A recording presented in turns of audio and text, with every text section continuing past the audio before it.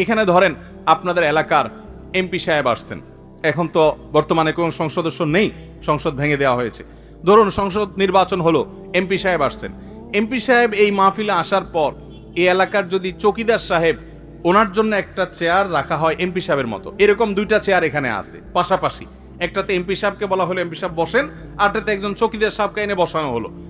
দুইটা ফুলের মালা আনা হলো, একটা এমপি সাহেবের গলা দেওয়া হলো, একটা চৌকিদার সাহেবের গলা দেওয়া হলো।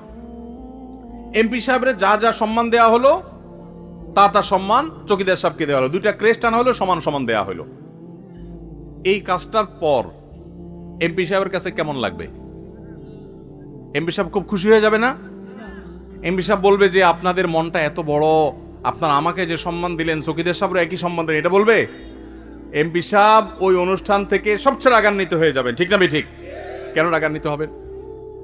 যদি এমপি সাহেবের চেয়ারটা একটু ছোট হয়, ফুলের মালাটা একটু ছোট হয়, ক্রেস্টটা একটু খারাপ হয়, তাহলে তিনি মনে কষ্ট পাবেন। এত রাগ হবেন না যত রাগ হবে ওই চৌকিদাররা আর ওনারে এক জায়গায় করলে, ঠিক না ঠিক?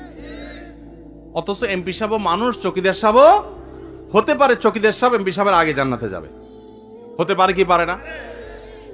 এরপরও এমপি সাহেব এটাকে এত মাইন্ড করবে, এত কষ্ট পাবে।